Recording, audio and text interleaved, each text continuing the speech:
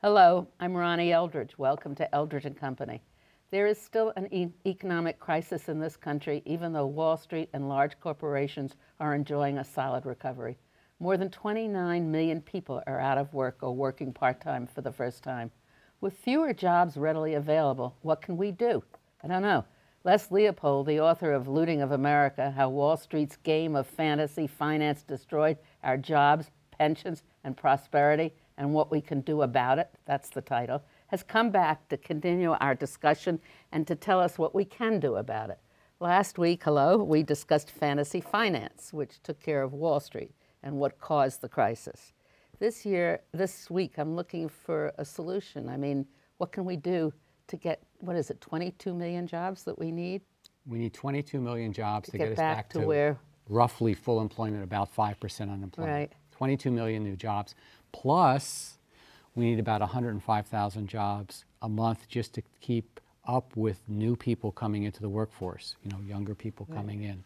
We grow by 105,000 a month. When we say that number of people are unemployed or working part-time, are we including in that the people who have not been employed and have gone through their unemployment benefits? They're all included. They're called discouraged workers. Yeah. That's what the are they called, discouraged? Discouraged workers. But the 22 million figure is actually what you need to get down to roughly full employment, 5%. We used to say 4% was full employment. Now we've raised it to 5%. We still can't get there. But to talk about solutions, we need to break this up into kind of two avenues of discussion. We have to really talk about what needs to be done with Wall Street and what we need to do with jobs, because the two are intimately connected. Right now, we're allowing people on Wall Street, like in a hedge fund, to earn $900,000 an hour. That's what you said. The top 10 are making I've been thinking about that. Think about that. Yeah.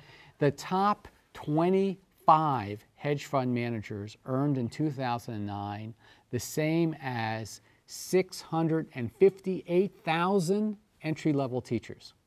So something is dramatically wrong. You're not going to solve the jobs problem if you don't solve the Wall Street problem. But there's also something, that means there's something wrong morally or deeper into the soul of America that we allow this to happen.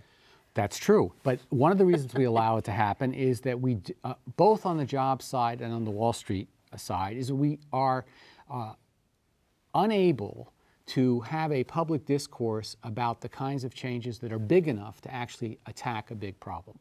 So let me throw out one on the Wall Street side, and then I'll throw out one on the job side. We'll start with the Wall Street side. When I first wrote the book, I came up with the same kind of reforms that we talked about, the Obama administration talked about, and Congress talked about, and that didn't happen anyway. I've gotten more radical since then. I realized that the cancer is so deep that what we need to do is radically restructure Wall Street from the bottom up, literally turn banking into a public utility. Think about it like water. It needs to be clean.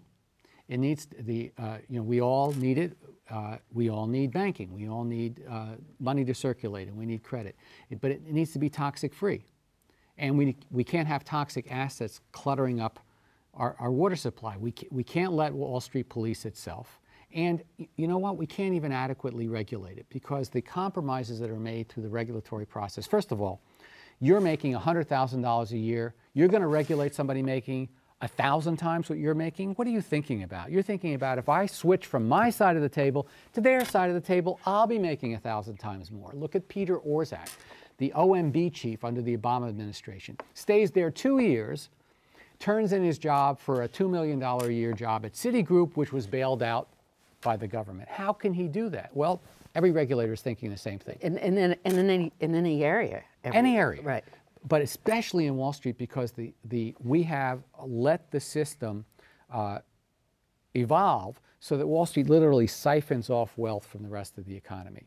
The games that they're able to play and how few institutions are left, and the fact that they don't have to suffer the harm.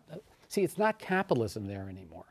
The old Schumpeter line about creative destruction, that you're supposed to, under capitalism, there's supposed to be risk, reward, and you suffer if you fail. You're rewarded if you succeed. In Wall Street, they were rewarded when they put up their phony assets that led to the housing bubble. When it burst, they weren't punished. They didn't go out of business. were bailed. Goldman Sachs was virtually bankrupt.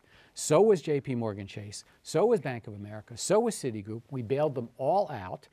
And now they're making their record profits again. What kind of system is that? What kind of free enterprise system is that? It's not anything like capitalism that you learn in your economics class. It's certainly not what Schumpeter was talking about. It's a disgrace. And it's wrecking, it's tilting our economy towards these astronomical salaries. As long as we have that, there's no money to invest in jobs. It's all going to be siphoned off there to these very, very wealthy people. So you turn into a public utility on the major banks, then they'll do what they're supposed to do, which is supply water, supply credit for the economy, and they won't be making super profits anymore. Tell me, this is a silly question to ask at this stage of our discussion, but what's the role of the banks with Wall Street, with the investment houses and the hedge fund guys? Well, they're both. Well, they're incredibly interconnected. The large investment banks, JP Morgan Chase, is both. It's a bank, it's an investment house. Right. It's its own hedge fund, basically, and it funds a bunch of hedge funds as well. So they're all intimately connected. And the part of it... That was one of the things that people wanted to have changed, right? Yeah, and there's talk about, changing it, but it's going to be milquetoast. And what they're not changing are the astronomical payouts that they're getting. And they're not asking the most basic question, which is, how is it possible for a hedge fund guru or a Goldman Sachs trader to make 1,000 times what a neurosurgeon makes? How is it possible? They're not. What great skill do they have that allows that to happen? And what are they putting back into? They're not. There's no connection between what they're doing and economic value. It's called, economists call it a rent. In common terms, it's called a ripoff. Right. And when monopolies produce rents in an economy, they rip off extra money. That's why we break up monopolies. 100 years ago, the big trust busting movement was all about that. But breaking them up into smaller banks is not the answer. I think that we need a series of public utilities, and they can be run on a private-public basis, so you don't have to worry about every move and a counter move happening. Because right now, every regulation, they stay up all night with high-priced lawyers and all that money that they have, figuring out how to get around those regulations, how to bend them in their favor. So that's one of the biggest things that has to change. We need a radical restructuring. How is that ever going to change? Well, it's going to be another crash. That's what we need to have that. It's going to happen because we haven't changed anything fundamentally. Right. Now, on the hedge fund side, basically what we learned in the Great Depression was that speculation, in other words, gambling, high financial gambling, is a risk to everyone. And so we clamped down on speculation to such a degree that between basically 1933 and 1980, there was only one financial crisis in the entire world, and that was, I think, 1964 in Brazil. Since then, there have been 180 since we started deregulating.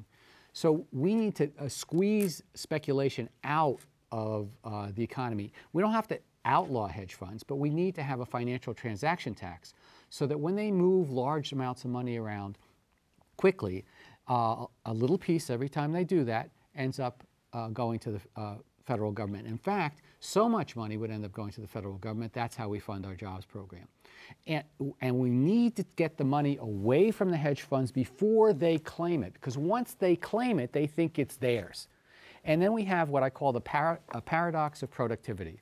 We have, take Apple Corporation, 2009, 35,000 employees, and they earned, I don't know what, $8–9 billion that year. They're earning more this year, quite a bit more. Appaloosa, a New Jersey hedge fund, had less than 250 employees. 35,000 versus 250 earned the same amount. Earned the same amount. The head of Appaloosa earned $4 billion himself. Every minute he earned as much as a full year salary for an entry-level teacher. Was in he 1 minute. Connected to Apple? No, not at all. It's just the names. And here's the other thing is, what Apple does. Yeah. They have a product. There's probably no one listening here that knows what Appaloosa does. And it earns as much money as Apple. Makes money. Well, how does it earn money? And I'm saying it's earning money in ways that are not productive for the U.S. economy. So we need to put a stop to that so we don't have all this waste, and that the salaries on Wall Street come in line with the rest of the economy. There's no reason for them to be making what they're making. And we get an income flow. The money that they're siphoning off from the real economy flows back to the real economy. And you want to tax their profits. No, I want to tax it before they get to it. I want to tax the money before their income. I want to tax their financial transactions so they don't have the profits. So the transfer tax takes the place of eliminating the capital gains tax? Oh, you do that too. Yeah, okay. You do that too. All right. But they shouldn't be instead of them making billions of dollars, maybe they'll only be making tens of millions of dollars. I mean, we can cut it down with the financial transaction tax. They'll still play the game. There'll still be money for them to play with and to speculate, but it'll be much less. All right. So that's going to fund the jobs. Yeah, that's going to stop. That's going to. If I were czar, right, that would clamp down on the speculation, stabilize the financial system, and stop the money sort of accumulating in that sector and move it back into the real economy. So that's our funding source, yes. If they call Obama a socialist, you said the only way we're going to do this is if we have another crash. Well, let me put it this way. I think I'm going to go out on a limb here, but I think in 50 or 100 years we're going to be looking back and saying, how did they ever do that? Huh? Well, we're going to say you can't have a free enterprise economy, which actually I think more or less works, but you can't have it and have a phony free enterprise financial system, because the phony free enterprise financial system will crash and be bailed out, and if it's not bailed out, it wrecks the whole economy, and you will not be able to have both of those things going on simultaneously. I'm not the first person to think about this. Yeah. Keynes, who was no big radical, also thought that we probably needed some sort of socialized financial sector, otherwise you wouldn't have a free enterprise economy anymore. So I'm making that how claim. often does this happen that it collapses? We don't know. It could happen next week. It could happen 10 years from now. It could happen 70 years from now. But it's going to happen again because we haven't fundamentally changed anything. And we're pretending. See, look, it's very comforting to think that it's all going to fix itself. It's very comforting. And everyone's got their fingers crossed that unemployment's going to go away, and we're going to all go back to somehow where we were before. And I'm telling you, we're not going back to where we were before. We have a genuine barnstorming crisis still, which is we don't have, in capitalism, if you don't put your people to work, you got a big problem. Because there's nobody to buy. Well, and also the skills fester, people get angry, you get other kinds of problems, you can get a right-wing reaction, you can get you can get people talking in a kind of fascist way, you can get an anti-immigrant sentiment, you get people angry because they can't earn a living and they're incredibly frustrated. And their skills are deteriorating at the same time. So here's my #1 job solution. And it sounds so outrageous, except we've already done it in this country once before. Free higher education at all public schools, universities, junior colleges, public supported vocational schools, all across the country, totally free, no tuition. So how much would that, I mean, how many students are there? Have you done that figure? Say college students. Oh, geez, I haven't done that figure, Yeah. but I've done the figure that it's about, the bill is about 50 to 70 billion a year, which we could easily fund out of Wall Street. That's not a problem. The problem is, once you make it free, the demand for education is going to go up. Yeah. So maybe we'll have to double it. Maybe it's 100 billion a year.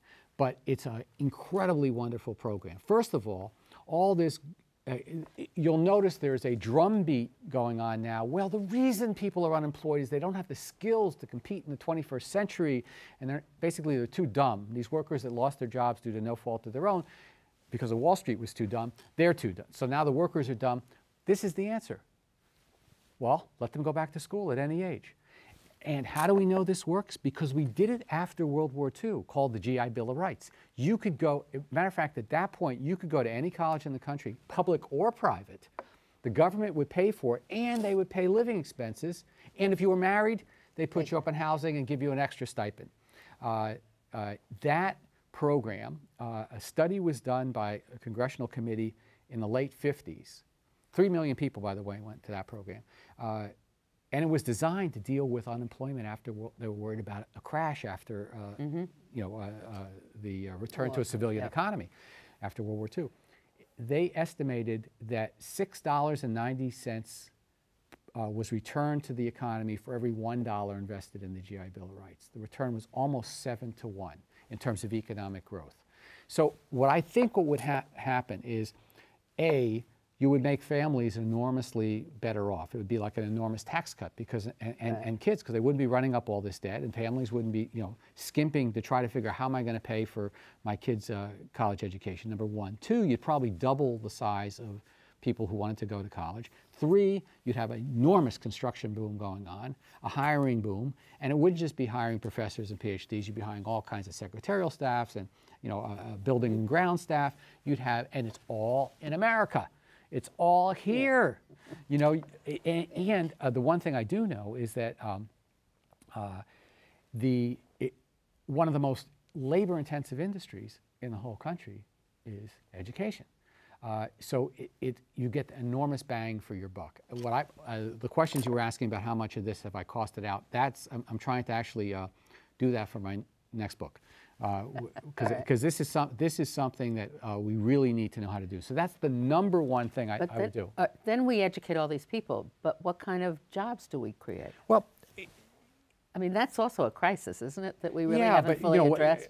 But when you're taking people out of the workforce for 4 years, and you are putting more money in the pockets of their families and themselves, so that when they come out, you've basically it's like you added, several million jobs right there to the economy. And okay, what are they going to do? That's always an issue.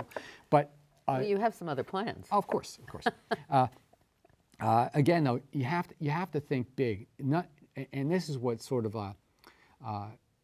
why I'm so disappointed with the current political dialogue is that the box that people are stuck in is so small compared to the enormity of the problem that when they come up with a solution, everybody knows it's not going to work. They're so pathetically small, it's not going to work. So here's one that would work, I think, pretty well. You could, if you said, okay, energy is a big problem in the United States. We pay way too much leaves the country, goes to the Middle East, et cetera, et cetera. You know all those lines. If we went on a crash weatherization program, every house, every building, office, coast to coast, you could probably gear up in a matter of months and put 1 million people to work. Right. And you don't have to do it with federal jobs. You could have it run on a state level, even on a local level, a county level.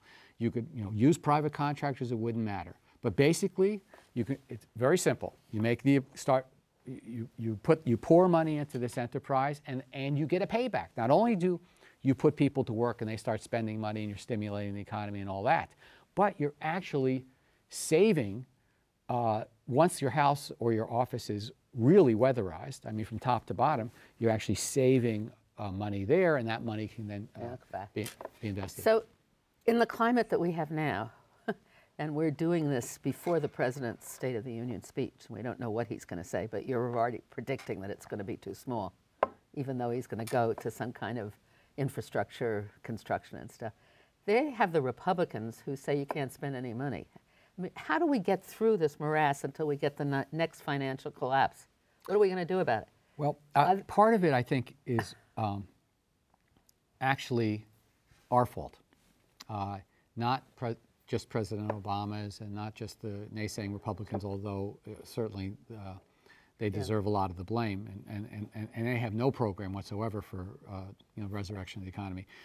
But the reason I say our problem, I'm going to put us in the same camp, which I think we are, as progressives. Right. And progressives nationally do not have a program where they can articulate our vision of how we're going to put people back to work. And that's because on some fundamental level, we gave up on big picture economic thinking. We gave up a long time ago. Right. They bullied us into retreat. And we also drank the Kool-Aid thinking that this kind of neoliberal economy was going to go on without any big crashes, without any big problems. So we didn't need to think about that anymore. And we could worry each about our own issue. We could worry about whether it was identity issues or whether it was environment or whether it was very narrow labor issues. We didn't have to worry about the big picture. Compare that to 100 years ago during the height of progressivism. There must have been 100 different tendencies amongst progressives. If you worked in a settlement house, or if you worked in a union, or if you were a trust buster, you had a vision. Or if you were a Supreme Court nominee like Brandeis, you had a vision of what the economy ought to look like, because everyone knew that the Gilded Age wasn't right, because it was a formula for plutocracy. So there was a trust-busting movement. There was a regulate the basic industries. There were people who thought workers should run their own industries. There were people who were arguing for a planned economy like the Tennessee Valley Authority, way before there was a New Deal. All the wage and hour laws were discussed and debated, making unions legal, all kinds of things. Social Security, medical insurance, old age, very concerned about. So how did these progressives who weren't in the majority of general thought, right? How did we get a Roosevelt? Well, we had a crash, but the difference between the last crash and this crash is when progressives went into the last crash, they were armed to the teeth with ideas, big picture ideas, and they were fighting for, in a sense, supremacy of which ideas should we use. And Roosevelt just grabbed them from all over the place. He tried them all. He tried very planned economy stuff that didn't really work. They tried the TVA, did work. They certainly unleashed the labor movement. That worked really well. They squashed Wall Street. That worked fantastically well. But none of this stuff was like fell from the sky. People have been debating it for 20 years. We go into this crash, and I want to know what, tell me what the progressive program is for job creation. Tell me, I'm listening, I want to hear it. We couldn't even get, at one point I tried to get a group of economists together to see if we could put together a program. And basically I was told, you know, we don't work together. That's really... And what's interesting is now, and when Roosevelt was there, it was the New Deal, it was liberal Democrats, and they believed in big government and doing all these things. And then, as you said, we got accused of being the big spenders and we're doing all this. So then the liberal Democrats, the liberal Democrats, again became progressives. We became out of the system in a funny way. Do you know what I'm saying? Yeah. The difference, though, is when we became out of the system, we didn't have a way of talking about changing the systems. Now, do we have more people unemployed now, or as many people unemployed as they were in the Great Depression? Not quite, no. We're at about real unemployment, about 18%. It got as high as 25 to 33. It was worse. I mean, it was worse. And the reason ironically, the reason it's not so bad now were that what they call automatic, well, also, no, the automatic stabilizers that exist. Unemployment insurance existed. You know, the fact is that, and it was extended. The fact is that we had a lot of programs to support people now that are a result of the New Deal. So as a result, though, we don't have the visual, constant reminder of the situation we're in. I mean, you don't see any, well, you see food pantry lines, but we've had so many homeless people that's not defining the fact that there's unemployment. Right. We don't have a shanty town. No. You know, I grew up when Riverside Drive was this shanty town. I mean, that's what showed everybody what a disaster we're in. That's true. We have something else going on now, though, that I think there's going to be hell to pay for, which is we have a middle-class rot going on. We have a hollowing out of the middle class. The gap between the very wealthy and the normal middle class. I mean, and we're creating a larger gap, aren't we, by public employees being the first people to cut? Oh, well, that's the biggest nonsense that's going on. I mean, basically what we're doing now is we're pitting, we've allowed for the evisceration of decent benefits and pension programs in the private sector. And unions and all that. And the unions are down below 7% in the private sector. And the last remaining bastion of unionism is in the public sector, and now that's going to be attacked. But, you know, this all adds up to the evisceration of a middle class. And America without a middle class starts looking like a pretty ugly place to live, because and I think instead of shanty towns, you're going to have a lot of discouraged middle class people saying, hey, you know, how do I get a better life, you know, for myself, for my kids, all the things that it meant to be an American, which, by the way, all the way up to the great crash in '29, people still believed. But I think some of that's starting to fade right now, and you're wondering, which the country, is the country running for this handful of elites, or is it running for the mass of people here? And that progressives need to speak to that, and not just identify it as a problem, but actually have a program Right. that can resonate. And the reason I jump on... We only have 2 minutes. That's why I'm rushing you. Yeah. No, please. But when you think about it, also the Tea Party, which is against taxes and against all of these things, is working to even exacerbate it more, right? Absolutely. But there are 2 things I think we can jump on as progressives that will make a difference, that have resonance. People are still ticked off at Wall Street. We cannot let them get off the hook. We have to drive a wedge between Wall Street and everybody else. You can't just attack corporations in general. It's Wall Street we have to go after because that wealth is not legitimate. Number 1, even the Tea Party people believe in that. Number 2 is everybody wants education for their families. Everybody wants it. And they know a high school education, which is free up to high school, isn't enough anymore. Right. So we're just extending it another 4 years, maybe another 7 years. That's something that I think could catch on.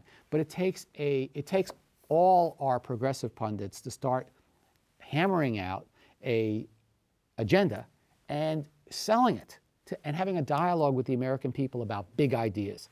They want to hear things that will change their lives. Do you know any politicians that really have big ideas now? Personally? No. No, not personally. No, not many. Look, there's a congressman, what is it, Wyden from Oregon. Yeah. There's some okay on the financial, they're here and there, but basically everybody wants to be reasonable.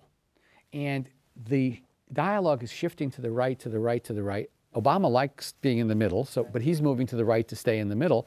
And the big ideas are getting tossed out the window. So the lesson is don't be reasonable, don't be polite. Really think big. Think big. Think big. And read your books so you can understand the Wall Street part. That'd be nice too. Thank you very much, Les Leopold. Thank you.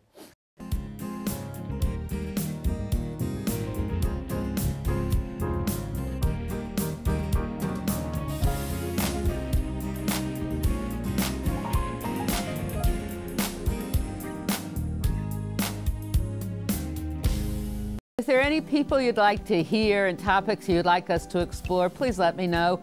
You can write to me at CUNY TV, 365 Fifth Avenue, New York, New York, 10016, or you can go to the website at cuny.tv and click on Contact Us. I look forward to hearing from you.